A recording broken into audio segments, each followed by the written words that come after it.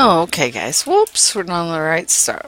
Okay, let's start talking about using chemical formulas. We learned how to make them, how to write them, all the ions that go into them, oxidation numbers, but now why do I care? What can I do with them?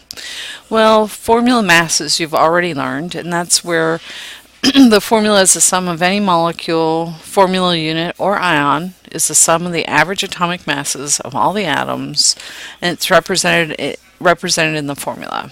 So the units for that, for formula mass, is always AMU, or atomic mass units. What we use most often, however, is molar mass. And we also did this back a few chapters.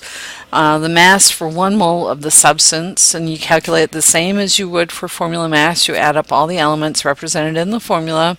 But now the units, since we're calling it molar mass, is grams per mole.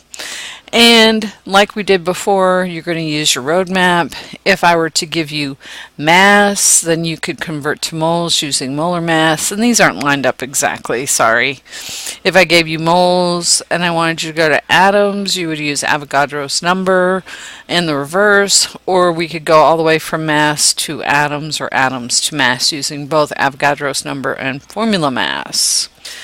Problem. So you should go back to the previous chapter and look at those problem videos, and if you can't remember where they are, ask me in class and I'll let you know. Some new problems that I'll have as problem videos for this chapter are percent composition, which is the mass of the element divided by the mass of the compound times 100, so that's grams divided by grams times 100, so we end up with no units. We also have ways of determining what chemical formulas are actually, and if we find a new compound or we make a new compound, we verify it and we find out the composition of each element in the formula, and then we determine its chemical formula. And surprisingly enough, I will have a problem video on that as well.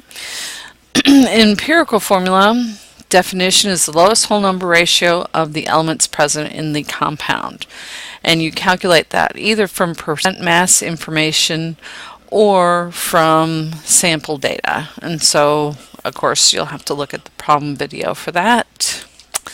Molecular formula is some multiple of the empirical formula, because if we have something that's got 1 carbon to 2 hydrogens, it could be CH2, or it could be C2H4, or it could be C3H6. You get the idea. We have multiples of that. And so again, we have to have some information. I go through a problem video with you on that, so you can go look at that. And guess what? That means after we master all these problems, we're done. So make sure you take a look at those problem videos.